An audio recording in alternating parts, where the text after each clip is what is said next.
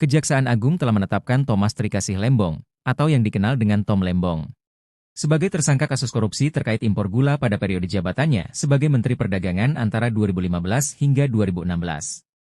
Kasus ini diangkat karena diduga adanya izin impor gula yang dikeluarkan Tom Lembong saat Indonesia memiliki kelebihan stok gula di dalam negeri. Setelah ditetapkan sebagai tersangka, Kejaksaan Agung segera menahan Tom Lembong pada Selasa, 29 Oktober 2024. Ia ditahan di Rutan Salemba Cabang Kejaksaan Negeri Jakarta Selatan untuk masa penahanan awal selama 20 hari. Saat digiring keluar dari Gedung Kartika, Kejaksaan Agung di Jakarta Selatan sekitar pukul 20.57 WIB, Tom tampak mengenakan kemeja berlengan pendek berwarna gelap yang dilengkapi dengan rompi merah muda bertuliskan, "Tahanan Kejagung."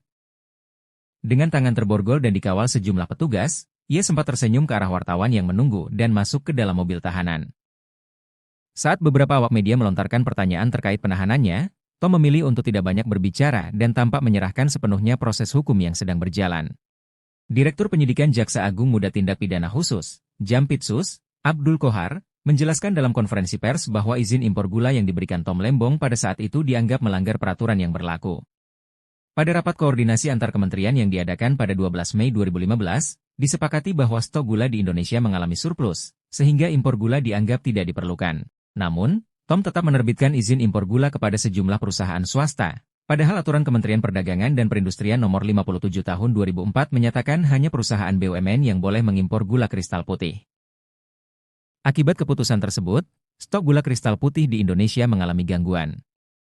Pada 2016, Indonesia justru mengalami kekurangan stok gula kristal putih sebesar 200.000 ton.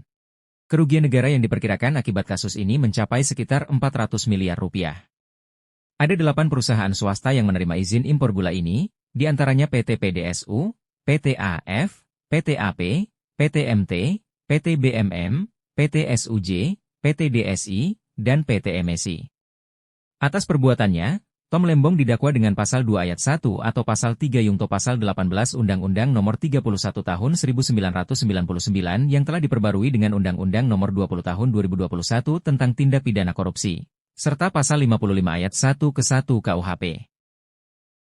Demikianlah akhir laporan dari kami mengucapkan terima kasih atas perhatian Anda, dan terus mengikuti saluran berita dari kami, guna mendapatkan informasi terbaru dan analisis mendalam. Sampai bertemu lagi.